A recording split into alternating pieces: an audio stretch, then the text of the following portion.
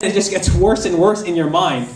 And all of a sudden you start justifying why you're behaving this way. All of a sudden you start justifying why it's okay to be bitter, or why it's okay to act like a non-Christian according to that, or towards this person. Because now the devil has a foothold. And he's using that against you. And many times it's the people that are closest to you that we really get bitter at. Because we have these expectations and they don't meet those expectations, and they don't know you even like they had those expectations.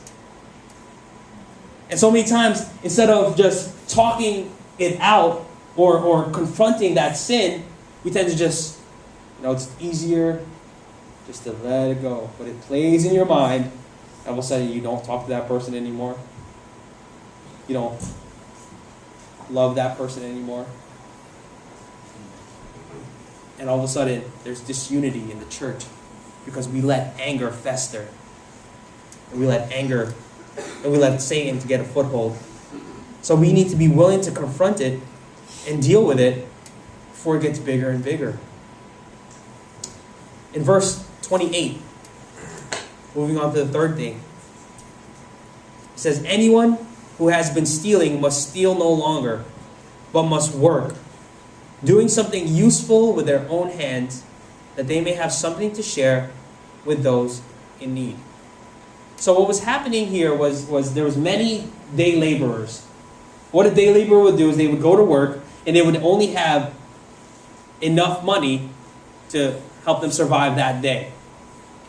And so what would happen is when people miss a day, maybe they're sick, or maybe they just were lazy or whatever, what tended to happen was people would start to steal because, they need to survive. So people would start to steal, and they would start that temptation to wrong another person was there.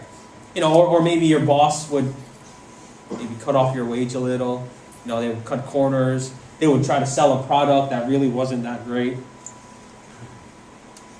And there's always that temptation to steal or to cheat customers. And it's still true today when you think about your lives and you think about your work relationships with your coworkers and your bosses or your employees.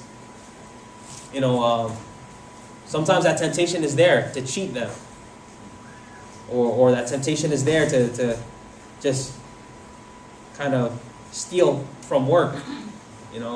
Take as many paper clips as you can. You make a paperclip necklace. And we tend to do that stuff.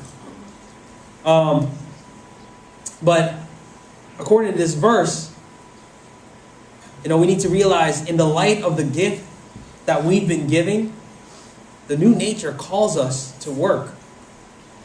It calls us not to be lazy, but to work. And the word work here that they use means to exert effort that leads to exhaustion. So we need to be able to work hard for what purpose? That he may have something to share with those in need. Our church practices tithing. Our church practices offering and giving tithes. And there's a very specific reason for that.